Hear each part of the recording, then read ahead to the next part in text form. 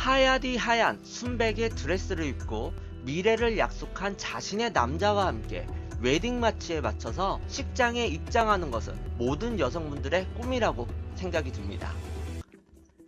이 설레이는 결혼식을 앞두고 홀연히 흔적도 없이 사라진 예비 신부가 있었습니다. 그녀에겐 무슨 일이 일어났던 거였을까요? 이야기는 4년 전으로 거슬러 올라갑니다. 2013년도 당시 29살이었던 이방현 씨는 긴 생머리에 갸름하고 예쁘장한 외모를 자랑하던 여성분이셨습니다. 그녀는 어려운 가정 환경에도 불구하고 빠르게 팀장을 맡을 정도로 능력이 대단했던 취위생사였고, 고향인 제주도를 떠나 서울에서 홀로 객지 생활을 하면서도 가족을 끔찍하게 챙긴 효녀 중에 효녀였다고 합니다. 여러분들, 이렇게 외모도 좋고 능력도 있고 심성까지 고왔던 그녀였는데 당연히 인기가 많았고 임자가 분명 있었겠죠. 그녀는 연세대학교를 나와 증권회사를 다니며 미국에서 MBA 코스를 밟는 그야말로 엘리트 알렉스 최라는 남자와 4년 동안이나 사랑을 키웠다고 합니다. 선남선녀의 만남이라 할 만한 이야기죠. 알렉스 최 역시 키도 크고 얼굴도 잘생겼으며 집안 역시 뉴욕 맨해튼에서 이름난 사업가의 상류층 집안이었다고 합니다. 정말 어마무시한 집안의 남자를 만나고 있었던 거예요. 하지만 드라마에서 나오는 것처럼 격차가 있는 집안이니 알렉스 최의 부모님은 두 사람의 관계를 탐탁치 않게 여겼다고 합니다. 그럼에도 불구하고 청춘 남녀가 그러하듯이 사랑의 결실을 맺게 됩니다. 남자친구 알렉스 최의 적극적인 애정 공세로 4년간의 열애 끝에 그의 청혼을 받아들이게 됩니다. 그리고 미국으로 건너가 결혼식을 올리기로 결정을 했습니다. 이방현 씨의 주변 사람들은 미국 상류사회의 일원이 될 그녀를 신데렐라에 비유하며 매우 부러워했다고 합니다. 당연히 부러워할 수밖에 없겠죠. 정말 새로운 인생을 누리게 되는데 당연히 부러워할 수밖에 없죠. 그녀는 자신의 지인들에게 안부를 전하며 출국 예정일이었던 2013년 1월 24일 하루 전날 식당을 운영하시던 어머니와 만나서 작별 인사를 나눈 뒤 휴대전화를 해지했다고 합니다. 당연히 휴대전화를 해지하겠죠. 미국으로 건너가게 되니까.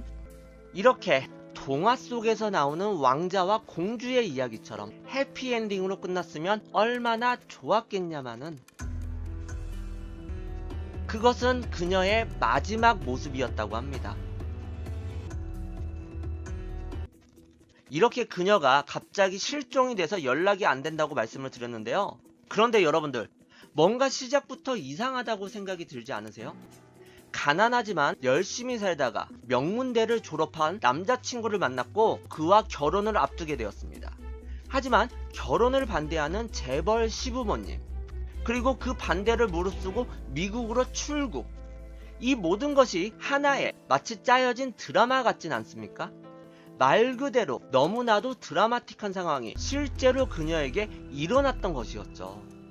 여자 입장에서는 정말 꿈꿔오고 동화 속에서다 나올 뻔한 이야기가 실제로 일어난 거예요. 뭔가 너무나 드라마 같은 얘기죠.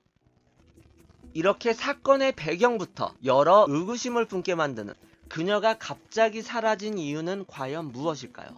가족분들의 증언과 함께 추측을 해보도록 하겠습니다. 첫 번째, 결혼 전에 이런저런 5만 가지 생각이 교차하면서 복잡한 심경에 가출을 한 것이 아니냐는 추측을 할 수 있습니다. 방현 씨의 아버님 이택수 씨는 아직 젊고 겨우 30살밖에 안 먹었는데 해녀 납치를 당해서 잘못됐나 싶고, 우리 딸이 평소엔 연락이 잘 됐고 가출할 이유는 전혀 없다라고 안타까운 심정을 토로하셨다고 합니다. 제가 앞서 말씀드린 바와 같이 가족들에게 늘 잘하던 효녀였고 인성도 좋았던 그녀의 평소 행실로 보아선 단순 가출 사건이라 쉽게 추론을 할 순 없겠죠. 두 번째, 시댁이 될 집안과의 그 격차가 너무나도 컸기에 거기에서 무슨 문제가 생긴 것은 아니었나라는 생각도 우리가 해볼 수 있습니다. 이방현 씨의 여동생은 양가 집안, 형편의 차이가 많이 나는데 그쪽 부모님은 의사나 변호사, 당연히 이런 사람들과 결혼하는 것을 원하지 않겠느냐. 언니가 어쩔 수 없이 집안 배경에 대해 약간의 거짓말을 시부모님 될 사람들에게 하였다. 이런 증언을 하게 됩니다. 그리고 그녀는 계속 증언을 이어갔는데요. 언니 역시 KBS 주말 드라마 내 딸 서영이의 주인공 서영이가 된 것 같은 기분이라는 심정을 자신에게 밝혔다고 증언을 했다고 합니다. 이 신분의 차이라는 게 어찌 보면 참 나쁜 거고 다르게 생각하면 당연한 거겠죠. 결혼은 오직 둘만의 만남이 아니라 양가 가족들의 결합이기도 하잖아요. 약간은 어려웠던 이방현 씨의 가정환경과 부족할 것 없이 풍족했던 남자친구 알렉스 채와의 가정환경이 부딪히며 사랑만으론 극복할 수 없는 마찰음이 생겼고 가정 배경을 거짓말한 것에서 무슨 일이 벌어지진 않았나라는 추론 역시 가능성이 있다고 생각을 해봅니다. 자기 배로 낳은 딸이 실종 상태이니 어느 누구보다 가장 마음이 아프실 방현 씨 어머님의 증언이 이어집니다. 딸이 출국 전날 유럽으로 신혼여행을 갔다 미국으로 건너가 휴대전화를 개설할 계획이라 한 달 정도 연락이 되지 않을 것이라고 해서 그냥 그런 줄만 알았다고 합니다. 결혼식을 미국에서 올린 다음에 유럽으로 신혼여행을 일주일 동안 가고 미국으로 돌아와서 그때 핸드폰을 개통할 테니까는 한 달 동안은 연락이 안 될 거다. 이렇게 어머니에게 미리 말씀을 드린 거죠. 걱정하실까봐. 당연하겠죠. 결혼식을 올리는 것만으로도 엄청나게 정신이 없을 텐데 다른 나라에서 새 삶을 시작하고 적응을 해야 하니 그녀에게 당연히 시간이 필요하겠죠. 하지만 한 달이 지나도 깜깜무소식, 그녀와 연락이 되지 않자 방현 씨 어머님은 애타는 마음에 출입국 관리 기록소를 찾아 방현 씨의 행방을 수소문하게 되었다고 합니다. 여기에 기록이 남아있겠죠. 외국에 나갔으면. 하지만 그녀는 해당 기간 내에 출입국 기록이 전혀 없는 것으로 확인되었습니다. 심지어는 국내 여행사 어디에서도 그 기간 동안 탑승자 명단에 방현 씨의 이름은 없었던 것으로 드러났습니다. 그녀가 비행기를 타고 다른 나라로 간 기록이 아예 없었던 것입니다. 이방현 씨가 근무했던 치과 직원들과 그녀의 가족들은 그녀가 키도 크고 늘씬하고 얼굴도 예쁘장하게 생겼고 피부까지도 하얘니까 혹시 인신매매를 당해 성매매나 유흥업 쪽으로 팔려간 게 아닐까 하는 생각까지도 했었다고 합니다. 남편이랑 결혼을 해서 미국에서 새 삶을 살겠다고 했는데 미국으로 간 기록은 전혀 없어요. 근데 살아있으면 연락이 분명 될 거 아닙니까? 이렇게 그녀의 행방이 묘연해지고 시간만 덧없이 계속 흘러가자 결국 실종 69일째 되는 날 가족들은 경찰에 신고를 하게 되었습니다. 그리고 혹시나 하는 마음에 개통해지한 방현 씨의 옛 휴대전화로 문자 메시지와 카카오톡을 보냈다고 합니다. 방현 씨 어머니의 메시지를 받은 사람은 방현 씨의 예전 번호를 당시 사용하고 계셨던 직장인 임 씨라는 남성분이셨다고 합니다. 경찰과 취재진이 그를 찾아갔을 때 뜻밖의 말을 했다고 하는데요. 임 씨는 자신의 휴대전화번호 예전 사용자가 화류계 종사자인 줄 알았다는 말을 했다고 합니다. 결혼을 하여 가정을 꾸리고 타국에서 새로운 삶을 살아갈 그녀와 화류계, 즉 술집 여자는 전혀 연계성이 없잖아요. 그런데 그는 과연 왜 이런 말을 했을까요? 왜냐면 휴대전화 번호가 바뀌어도 예전에 쓰던 번호에 그대로 체크카드나 신용카드 사용 내역이 문자 메시지로 수신되어지잖아요.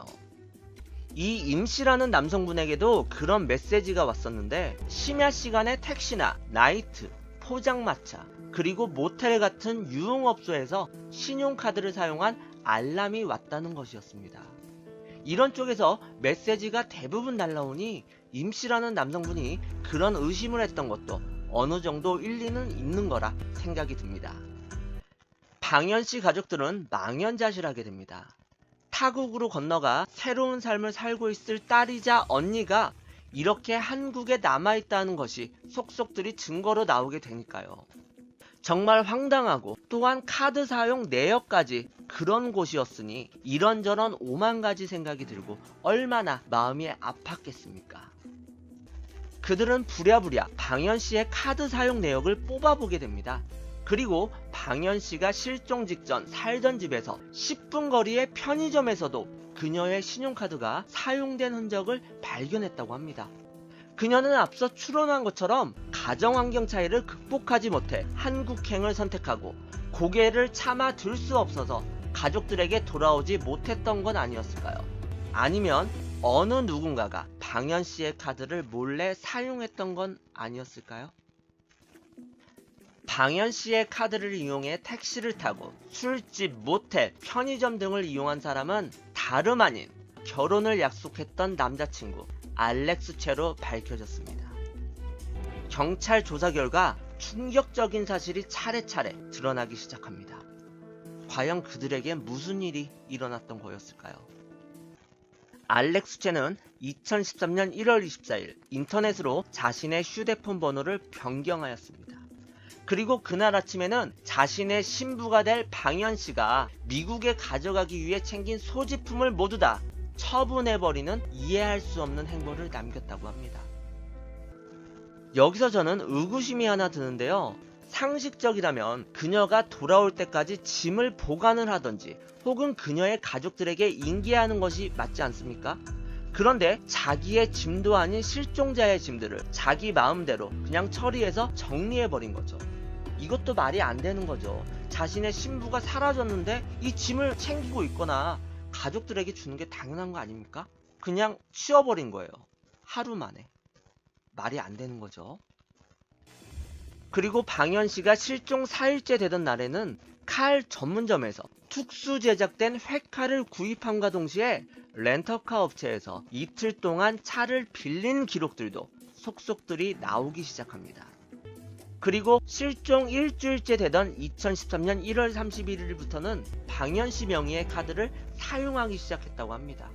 택시, 술집, 그리고 모텔 같은 곳에서요.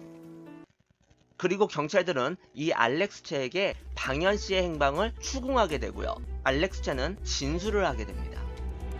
결혼 전 스트레스였을까요? 출국 전날 저녁 방현씨와 심한 다툼이 있었고 그녀는 결혼 반지를 빼고 뛰쳐나갔다고 합니다. 그리고 그 뒤론 자신도 그녀의 행방에 대해선 전혀 모른다고 무책임한 증언을 하게 됩니다. 그리고 다툼을 벌인 장소에 대한 처음엔 어느 모텔이었다고 말했다가 그의 휴대폰 접속 기록이 그의 집으로 나오자 기억이 안 났다, 집인 것 같다라고 계속 말을 번복했다고 합니다. 모든 범죄자들이 그러는 것처럼 석연치 않은 해명을 표출하고 있는 거죠. 그리고 출국 당일 새벽에 자신의 휴대폰 번호를 바꾼 이유에 대해서는요, 그녀와 싸우고 헤어져서 결혼식도 못 올리게 됐는데 정말 망신을 당할까봐 여자친구의 가족들이나 지인들에게 연락이 오고 이것저것 두려워서였다고 그러한 해명을 하였는데요. 요즘 세상은 모든 행적이 남는 세상이잖아요. 저는 여기서 그가 은밀한 무언가를 마무리하기 위해 어디론가 향했기 때문에 휴대폰 위치 추적을 피하기 위해서 뜬금없이 급하게 번호를 바꾸진 않았나 라는 생각을 해봅니다. 렌터카를 빌린 이유는 집 근처 쇼핑몰을 다녀오기 위함이었다, 이렇게 변명하였으나 기록은 속일 수가 없죠. 집 근처 마트까지의 거리는 왕복 24km, 하지만 차에 남겨진 실제 주행거리는 42km. 그럼 나머지 20여 킬로미터는 과연 어딜 다녀온 것일까요? 여기에 대해선 해답이 전혀 없다고 전해집니다. 왜냐하면 경찰이 나중에 과학수사팀을 불러서 그 차량을 조사했지만 이미 시간이 6개월이나 경과했고 렌터카였다고 말씀드렸잖아요. 그러니까 이리저리 많은 곳으로 이미 렌트를 다녔기 때문에 참 안타까운 얘기죠. 칼은 내가 우울증이 있기에 자살할 목적으로 구입하였다, 이렇게 증언을 하였으나 이런 특수 제작된 칼은 요리사나 그쪽 계통에 있는 사람들만 쓰는 칼이고 한 자루에 40만원이나 하는 비싼 칼이기 때문에 일반인들은 아예 손도 안 대는 칼이라고 합니다. 그리고 여러분들 생각을 해보세요. 자신의 손목을 그을 때는 면도칼, 커터날만으로도 충분하지 않으십니까? 이런 해칼은 자살보다는 공격 혹은 방어용으로 타인을 향해 사용할 수 있는 도구라고 생각되지는 않으십니까? 그리고 방현씨의 짐을 아무 거리낌 없이 정리하였던 것은 혹시 자신의 아버지가 보셔서 오해하실까봐라는 단순한 이유로 처분하였던 것이었고, 이 특수 제작된 칼은 아버지가 보시고는 너무나 놀래서 밖으로 버렸다고 이렇게 알렉스체는 진술하였다고 합니다. 하지만 취재진이 그의 아버지를 수소문 끝에 만나 물어보니 그녀가 사라진 2013년 1월 24일과 그 전날인 23일엔 아예 집에 계시지도 않았거니와 방현씨와 그녀의 짐 그리고 그 특수 제작된 칼은 전혀 보지도 못했다고 말을 이어나갔다고 합니다. 피로 이어진 부자관계가 이렇게 증언이 틀린데 그럼 둘 중에 어느 누가 거짓말을 하고 있는 것일까요? 그리고 너무나도 찌질하게 사라진 약혼녀 방현씨의 신용카드를 사용한 것에 대해서는 그냥 나중에 갚아주면 되겠지 생각을 하고 아무 거리낌 없이 썼다고 진술한 것으로 알려졌다고 합니다. 참 짜증나는 인간이죠. 자기 부인 될 사람은 사라졌는데 나중에 갚아주면 될 거라고 생각해서 그녀의 신용카드를 가지고 술집, 나이트, 그리고 택시, 모텔의 비용까지도 그녀의 신용카드로 결제를 한 거였죠. 모텔을 혼자 갔겠어요? 다른 여자랑 갔겠지. 여러분들, 아무리 생각을 해봐도 결혼을 앞둔 신랑의 행보를 보기엔 말이 안 되지 않습니까? 겉으로는 걱정하는 모습을 보였지만 그의 행동으로는 전혀 그런 모습을 보이지는 않은 거였죠. 자신과 결혼을 약속한 여자가 실종됐으면 자기가 직접 경찰을 데리고 다니면서 사건 해결에 도움이 될 만한 무언가 소스를 줘야 될 것인데 단 한 번도 방현씨의 가족들에게 먼저 연락한 적도 없었고 오히려 연락을 피했고 연락처까지도 바꿨으니 그가 보여줬던 행동은 같은 남자인 제가 보아도 사랑하는 여자를 대하는 태도가 아닌 거라 생각이 듭니다. 수상쩍은 냄새가 날 수밖에 없는 거죠. 우리 여러분들도 그렇게 생각이 드시죠? 당연히 경찰들도 이 알렉스체를 강력한 용의자로 지목을 했겠죠. 알렉스체는 방현씨가 사라지고 나서 얼마 되지 않아 다른 여자와 싱가포르에 다녀온 것으로 밝혀졌습니다. 그리고 그와 함께 싱가포르로 여행을 갔던 여자는 뜻밖에도 자신이 알렉스체의 여자친구라고 주장을 했는데요. 2012년도에 한 동호회에서 알렉스체와 만나 2년에 걸친 열애를 해왔다는 것입니다. 아니 이게 무슨 소린가요 과연? 그녀 역시 아예 방현씨의 존재 자체를 몰랐다고 합니다. 또한 이 여성은 원래 계획에 있었던 것은 아니었는데 알렉스체의 갑작스러운 제안으로 싱가포르에 여행을 가게 되었고 편안한 휴식을 취하다 왔다고 말을 이어나갔다고 합니다. 여러분들 우리가 해외여행 갈 때나 국내 여행을 가도 적어도 일주일 전에는 계획을 짜고 미리 말을 맞추잖아요. 근데 이 알렉스체는 갑자기 해외여행을 가자고 그녀에게 말을 했던 거예요. 자신과 결혼을 약속한 여자친구는 행방불명이 되어 생사조차 모르는데 다른 여자와 해외여행이라 정말 대단하네요. 그런데 여기에서 끝이 아닙니다. 이 여자뿐만 아니라 그때 당시 실종된 방현씨를 포함해서 4명에서 5명의 여자친구가 있었다고 합니다. 한마디로 양다리도 아닌 문어다리식의 연애를 하고 있었던 거였죠. 방현씨의 여동생은 언니가 실종돼서 죽었는지 살았는지조차 모르는데 그 남자는 다른 여자랑 여행을 다녀왔다는 게 용서가 안 된다고 이야기합니다. 당연히 미친놈이라는 수식어가 그 얘기는 맞는 거죠. 자, 거짓말은 하는 사람만 한다고 하는데 이렇게 수상한 행보를 보이는 알렉스체, 그의 자랑스러운 집안 배경은 과연 사실일까요? 확인 결과 미국 상류층의 일원이라던 알렉스체의 아버지는 혼자 살며 폐품을 팔아 하루에 간신히 2만원에서 3만원을 버는 매우 어려운 형편이었고, 그리고 알렉스체는 고등학교를 졸업하고 대학 진학조차 하지 못한 것으로 밝혀졌다고 합니다. 그리고 그가 언제나 자랑스레 말하던 증권회사에 다닌다는 것도, 미국 MBA 과정을 밟고 있다는 것도 모두 다가 거짓이었다고 합니다. 경찰 조사에서는 공무원 시험 준비 중이라고 했지만 공무원 시험은 단 한 차례도 응시하지 않은 것으로 밝혀졌습니다. 그런데 이러한 가정 환경에도 불구하고 여기저기 동호회며 클럽이며 다니며 미국 재력가의 아들인 척하고 다닌 순 사기꾼이었던 것이었죠. 여자의 신데렐라 드림을 이루어주는 동화 속에 등장하는 백마탄 왕자님이 아니라 그냥 사탕 발림 소리로 여러 여자들을 홀리고 다니며 모든 것이 새빨간 거짓말인 사기꾼, 그 이상 그 이하도 아닌 남자였던 것이었죠.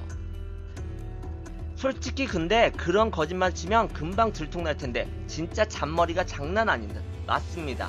정말 머리가 비범한 거고 어떻게 보면 여자가 고지고대로 믿은 게 아니냐, 이렇게 생각을 할 수가 있는 거죠.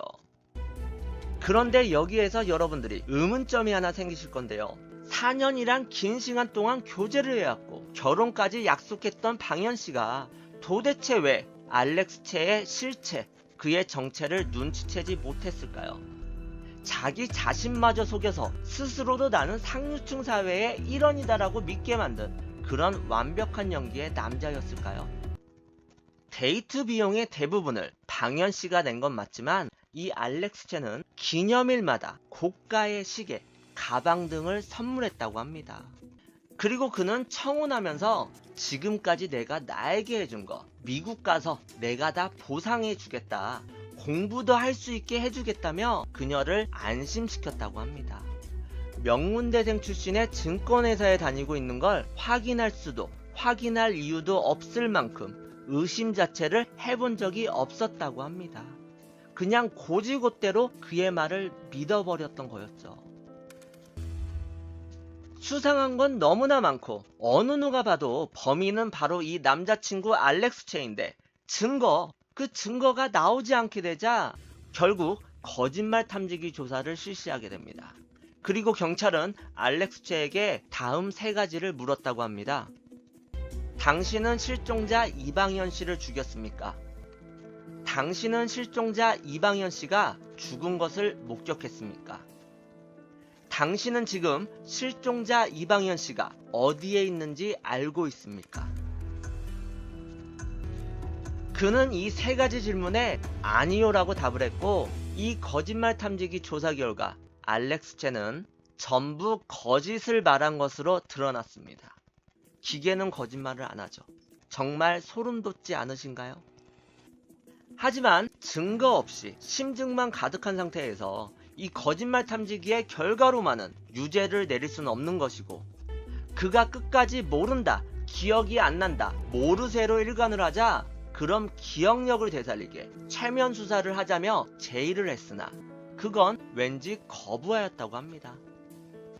결국 이 알렉스 채를 구속 상태로 재판을 진행하게 되었다고 합니다. 검찰은 사기, 여신 전문 금융법 위반 혐의로 이 알렉스 채를 기소하면서도 그가 방현 씨를 살해했을 개연성이 높다고 보아 징역 10년을 구형했다고 합니다. 아니 여러분들, 아무리 증거가 없다고 해도 고작 10년이라니 참 짜증이 나죠. 하지만 이 짜증은 여기서 끝이 아닙니다. 1심 법원은 피고가 피해자를 살해했다고 볼 합리적 의심이 없을 정도로 증명됐다 볼 수 없고, 검찰이 기소하지 않은 살인죄를 양형 요소에 참작할 수는 없다면서 이 사기, 여신 전문 금융법 위반 혐의만 인정을 해서 징역 2년을 선고했다고 합니다. 하지만 우리의 알렉스 채는요, 이 2년이란 형량이 너무 가혹하다며 항소를 했다 전해집니다. 참 짜증이 나는 인간이죠. 사라진 이방현 씨의 여동생 이기록 씨가 이 알렉스 채를 면회 간 적이 있다고 합니다. 그는 언니 실종에 대해 미안하게 생각하고 그동안 속인 것도 미안하게 생각하지만 내가 그녀를 해치거나 하진 않았다. 나는 정말 억울하다. 이런 말만 되풀이했다고 합니다.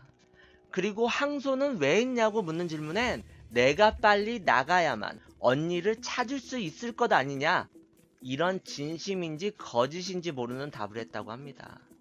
저는 이런 생각을 하는데요. 알렉스체가 이 형량을 줄이기 위해서 언니를 팔아가지고 이렇게 동정심을 유발하는 말을 하진 않았을까, 이런 생각을 해봅니다. 그녀의 가족들은 이 알렉스체라는 남자가 벌을 받든 안 받든 전혀 상관없다고 합니다. 단지 딸이자 언니인 이방현씨, 그녀가 살아있을 것이라는 작은 희망만을 부여잡고 하루하루를 살아가고 있다고 합니다.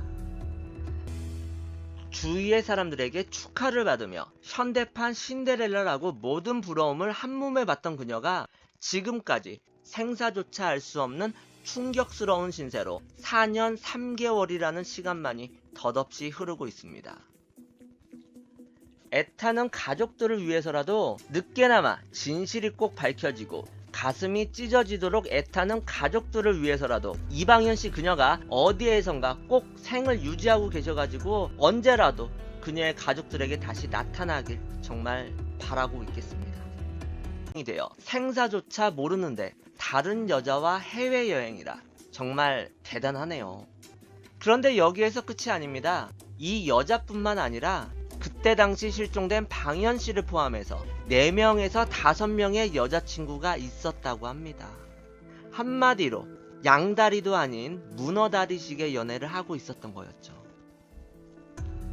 방현씨의 여동생은 언니가 실종돼서 죽었는지 살았는지조차 모르는데 그 남자는 다른 여자랑 여행을 다녀왔다는 게 용서가 안 된다고 이야기합니다. 당연히 미친놈이라는 수식어가 그 얘기는 맞는 거죠. 자, 거짓말은 하는 사람만 한다고 하는데 이렇게 수상한 행보를 보이는 알렉스체, 그의 자랑스러운 집안 배경은 과연 사실일까요? 확인 결과 미국 상류층의 일원이라던 알렉스체의 아버지는 혼자 살며 폐품을 팔아 하루에 간신히 2만원에서 3만원을 버는 매우 어려운 형편이었고, 그리고 알렉스체는 고등학교를 졸업하고 대학 진학조차 하지 못한 것으로 밝혀졌다고 합니다. 그리고 그가 언제나 자랑스레 말하던 증권회사에 다닌다는 것도, 미국 MBA 과정을 밟고 있다는 것도 모두 다가 거짓이었다고 합니다. 경찰 조사에서는 공무원 시험 준비 중이라고 했지만 공무원 시험은 단 한 차례도 응시하지 않은 것으로 밝혀졌습니다. 그런데 이러한 가정 환경에도 불구하고 여기저기 동호회며 클럽이며 다니며 미국 재력가의 아들인 척하고 다닌 순 사기꾼이었던 것이었죠. 여자의 신데렐라 드림을 이루어주는 동화 속에 등장하는 백마탄 왕자님이 아니라 그냥 사탕 발림 소리로 여러 여자들을 홀리고 다니며 모든 것이 새빨간 거짓말인 사기꾼, 그 이상 그 이하도 아닌 남자였던 것이었죠. 솔직히 근데 그런 거짓말 치면 금방 들통날 텐데 진짜 잔머리가 장난 아닌 듯. 맞습니다. 정말 머리가 비범한 거고 어떻게 보면 여자가 고지고대로 믿은 게 아니냐, 이렇게 생각을 할 수가 있는 거죠. 그런데 여기에서 여러분들이 의문점이 하나 생기실 건데요. 4년이란 긴 시간 동안 교제를 해왔고 결혼까지 약속했던 방현씨가 도대체 왜 알렉스체의 실체, 그의 정체를 눈치채지 못했을까요? 자기 자신마저 속여서 스스로도 나는 상류층 사회의 일원이다라고 믿게 만든 그런 완벽한 연기의 남자였을까요? 데이트 비용의 대부분을 방현씨가 낸 건 맞지만 이 알렉스체는 기념일마다 고가의 시계, 가방 등을 선물했다고 합니다. 그리고 그는 청혼하면서 지금까지 내가 나에게 해준 거 미국 가서 내가 다 보상해 주겠다, 공부도 할 수 있게 해주겠다며 그녀를 안심시켰다고 합니다. 명문대생 출신의 증권회사에 다니고 있는 걸 확인할 수도 확인할 이유도 없을 만큼 의심 자체를 해본 적이 없었다고 합니다. 그냥 고지고대로 그의 말을 믿어버렸던 거였죠. 수상한 건 너무나 많고 어느 누가 봐도 범인은 바로 이 남자친구 알렉스체인데 그 증거가 나오지 않게 되자 결국 거짓말 탐지기 조사를 실시하게 됩니다. 그리고 경찰은 알렉스체에게 다음 3가지를 물었다고 합니다. 당신은 실종자 이방현 씨를 죽였습니까? 당신은 실종자 이방현 씨가 죽은 것을 목격했습니까? 당신은 지금 실종자 이방현 씨가 어디에 있는지 알고 있습니까? 그는 이 세 가지 질문에 아니요라고 답을 했고, 이 거짓말 탐지기 조사 결과 알렉스 채는 전부 거짓을 말한 것으로 드러났습니다. 기계는 거짓말을 안 하죠. 정말 소름 돋지 않으신가요? 하지만 증거 없이 심증만 가득한 상태에서 이 거짓말 탐지기의 결과로만은 유죄를 내릴 수는 없는 것이고, 그가 끝까지 모른다, 기억이 안 난다, 모르쇠로 일관을 하자 그럼 기억력을 되살리게 최면 수사를 하자며 제의를 했으나 그건 왠지 거부하였다고 합니다. 결국 이 알렉스 채를 구속 상태로 나이트, 포장마차, 그리고 모텔 같은 유흥업소에서 신용카드를 사용한 알람이 왔다는 것이었습니다. 이런 쪽에서 메시지가 대부분 날라오니 임씨라는 남성분이 그런 의심을 했던 것도 어느 정도 일리는 있는 거라 생각이 듭니다. 방현씨 가족들은 망연자실하게 됩니다. 타국으로 건너가 새로운 삶을 살고 있을 딸이자 언니가 이렇게 한국에 남아있다는 것이 속속들이 증거로 나오게 되니까요. 정말 황당하고, 또한 카드 사용 내역까지 그런 곳이었으니 이런저런 오만 가지 생각이 들고 얼마나 마음이 아팠겠습니까? 그들은 부랴부랴 방현씨의 카드 사용 내역을 뽑아보게 됩니다. 그리고 방현씨가 실종 직전 살던 집에서 10분 거리의 편의점에서도 그녀의 신용카드가 사용된 흔적을 발견했다고 합니다. 그녀는 앞서 추론한 것처럼 가정환경 차이를 극복하지 못해 한국행을 선택하고 고개를 차마 들 수 없어서 가족들에게 돌아오지 못했던 건 아니었을까요? 아니면 어느 누군가가 방현씨의 카드를 몰래 사용했던 건 아니었을까요? 방현씨의 카드를 이용해 택시를 타고 술집, 모텔, 편의점 등을 이용한 사람은 다름 아닌 결혼을 약속했던 남자친구 알렉스 채로 밝혀졌습니다. 경찰 조사 결과 충격적인 사실이 차례차례 드러나기 시작합니다. 과연 그들에겐 무슨 일이 일어났던 거였을까요? 알렉스 채는 2013년 1월 24일 인터넷으로 자신의 휴대폰 번호를 변경하였습니다. 그리고 그날 아침에는 자신의 신부가 될 방현씨가 미국에 가져가기 위해 챙긴 소지품을 모두 다 처분해버리는 이해할 수 없는 행보를 남겼다고 합니다. 여기서 저는 의구심이 하나 드는데요. 상식적이라면 그녀가 돌아올 때까지 짐을 보관을 하던지 혹은 그녀의 가족들에게 인계하는 것이 맞지 않습니까? 그런데 자기의 짐도 아닌 실종자의 짐들을 자기 마음대로 그냥 처리해서 정리해버린 거죠. 이것도 말이 안 되는 거죠. 자신의 신부가 사라졌는데 이 짐을 챙기고 있거나 가족들에게 주는 게 당연한 거 아닙니까? 그냥 치워버린 거예요. 하루 만에. 말이 안 되는 거죠. 그리고 방현씨가 실종 4일째 되던 날에는 칼 전문점에서 특수 제작된 회칼을 구입함과 동시에 렌터카 업체에서 이틀 동안 차를 빌린 기록들도 속속들이 나오기 시작합니다. 그리고 실종 일주일째 되던 2013년 1월 31일부터는 방현씨 명의의 카드를 사용하기 시작했다고 합니다. 택시, 술집, 그리고 모텔 같은 곳에서요. 그리고 경찰들은 이 알렉스 채에게 방현씨의 행방을 추궁하게 되고요. 알렉스 채는 진술을 하게 됩니다. 결혼 전 스트레스였을까요? 출국 전날 저녁 방현씨와 심한 다툼이 있었고 그녀는 결혼 반지를 빼고 뛰쳐나갔다고 합니다. 그리고 그 뒤론 자신도 그녀의 행방에 대해선 전혀 모른다고 무책임한 증언을 하게 됩니다.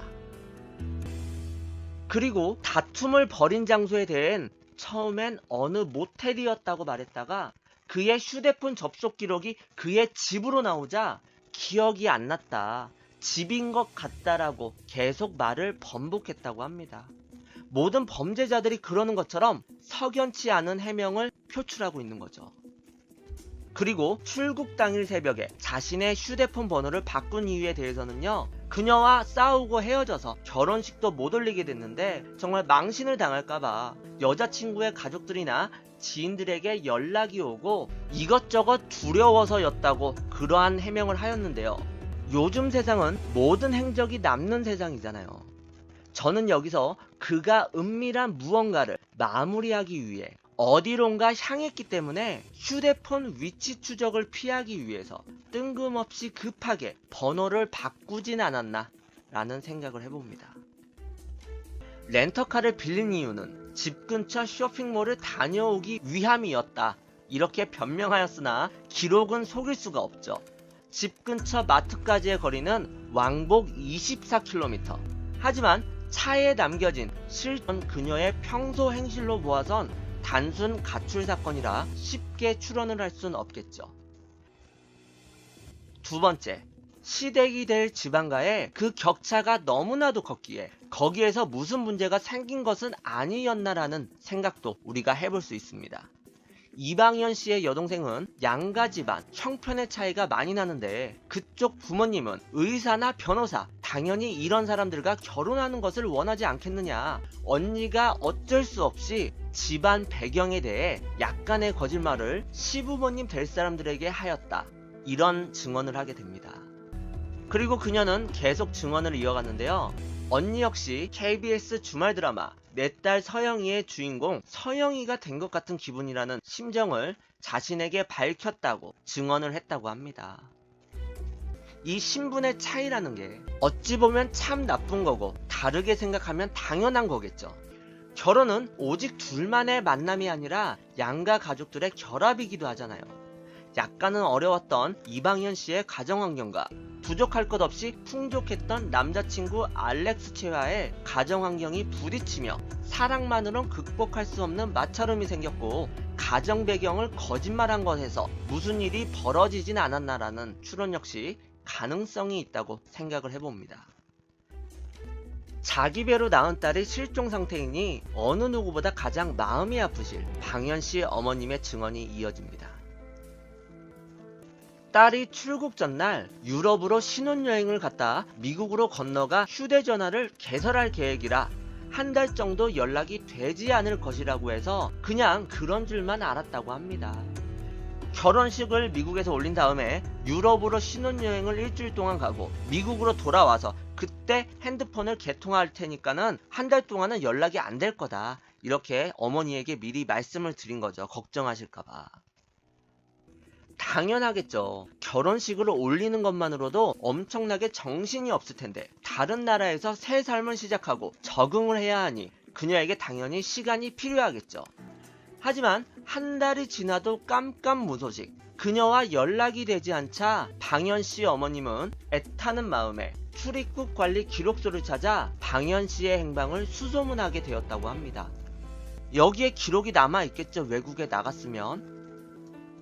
하지만 그녀는 해당 기간 내에 출입국 기록이 전혀 없는 것으로 확인되었습니다. 심지어는 국내 여행사 어디에서도 그 기간 동안 탑승자 명단에 방현 씨의 이름은 없었던 것으로 드러났습니다. 그녀가 비행기를 타고 다른 나라로 간 기록이 아예 없었던 것입니다.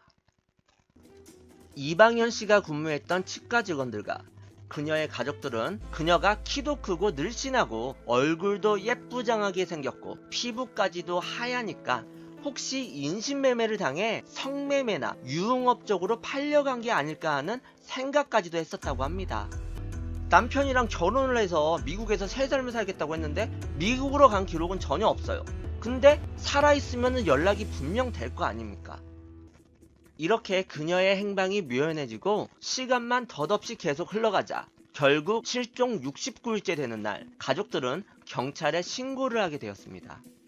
그리고 혹시나 하는 마음에 개통해지한 방현 씨의 옛 휴대전화로 문자 메시지와 카카오톡을 보냈다고 합니다. 방현 씨 어머니의 메시지를 받은 사람은 방현 씨의 예전 번호를 당시 사용하고 계셨던 직장인 임 씨라는 남성분이셨다고 합니다. 경찰과 취재진이 그를 찾아갔을 때 뜻밖의 말을 했다고 하는데요. 임 씨는 자신의 휴대전화번호 예전 사용자가 화류계 종사자인 줄 알았다는 말을 했다고 합니다. 결혼을 하여 가정을 꾸리고 타국에서 새로운 삶을 살아갈 그녀와 화류계, 즉 술집 여자는 전혀 연계성이 없잖아요. 그런데 그는 과연 왜 이런 말을 했을까요? 왜냐면 휴대전화 번호가 바뀌어도 예전에 쓰던 번호에 그대로 체크카드나 신용카드 사용 내역이 문자 메시지로 수신되어지잖아요. 이 임씨라는 남성분에게도 그런 메시지가 왔었는데 심야 시간에 택시나 제 주행거리는 42km. 그럼 나머지 20여 킬로미터는 과연 어딜 다녀온 것일까요? 여기에 대해선 해답이 전혀 없다고 전해집니다. 왜냐하면 경찰이 나중에 과학수사팀을 불러서 그 차량을 조사했지만 이미 시간이 6개월이나 경과했고 렌터카였다고 말씀드렸잖아요. 그러니까 이리저리 많은 곳으로 이미 렌트를 다녔기 때문에 참 안타까운 얘기죠. 칼은 내가 우울증이 있기에 자살할 목적으로 구입하였다. 이렇게 증언을 하였으나 이런 특수 제작된 칼은 요리사나 그쪽 계통에 있는 사람들만 쓰는 칼이고 한 자루에 40만 원이나 하는 비싼 칼이기 때문에 일반인들은 아예 손도 안 대는 칼이라고 합니다.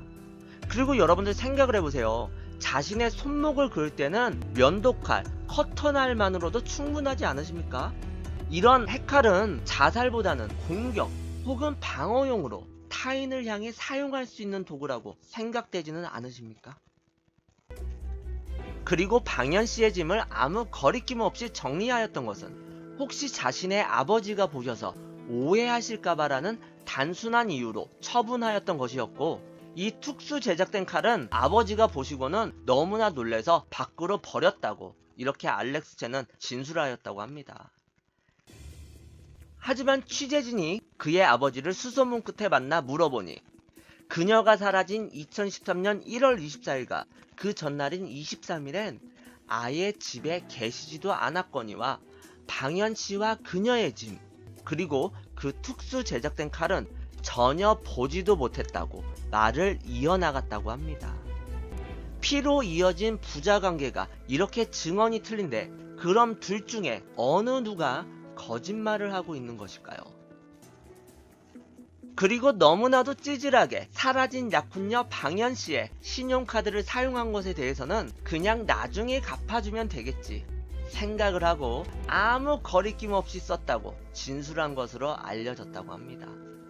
참 짜증나는 인간이죠. 자기 부인 될 사람은 사라졌는데 나중에 갚아주면 될 거라고 생각해서 그녀의 신용카드를 가지고 술집, 나이트, 그리고 택시, 모텔의 비용까지도 그녀의 신용카드로 결제를 한 거였죠. 모텔을 혼자 갔겠어요? 다른 여자랑 갔겠지. 여러분들 아무리 생각을 해봐도 결혼을 앞둔 신랑의 행보를 보기엔 말이 안 되지 않습니까? 겉으로는 걱정하는 모습을 보였지만 그의 행동으로는 전혀 그런 모습을 보이지는 않은 거였죠.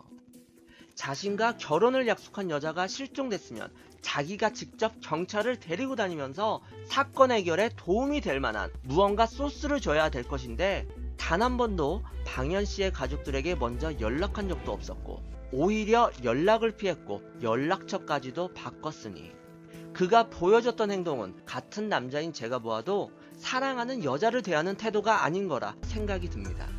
수상쩍은 냄새가 날 수밖에 없는 거죠. 우리 여러분들도 그렇게 생각이 드시죠? 당연히 경찰들도 이 알렉스 채를 강력한 용의자로 지목을 했겠죠. 알렉스 채는 방현씨가 사라지고 나서 얼마 되지 않아 다른 여자와 싱가포르에 다녀온 것으로 밝혀졌습니다. 그리고 그와 함께 싱가포르로 여행을 갔던 여자는 뜻밖에도 자신이 알렉스 채의 여자친구라고 주장을 했는데요. 2012년도에 한 동호회에서 알렉스 채와 만나 2년에 걸친 열애를 해왔다는 것입니다. 아니 이게 무슨 소린가요 과연? 그녀 역시 아예 방현씨의 존재 자체를 몰랐다고 합니다.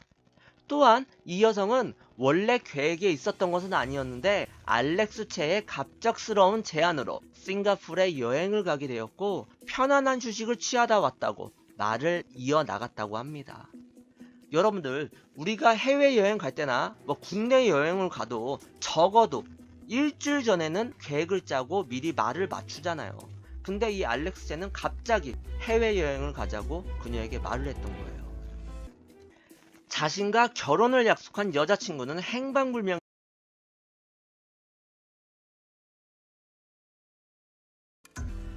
하얗디 하얀 순백의 드레스를 입고 미래를 약속한 자신의 남자와 함께 웨딩 마치에 맞춰서 식장에 입장하는 것은 모든 여성분들의 꿈이라고 생각이 듭니다.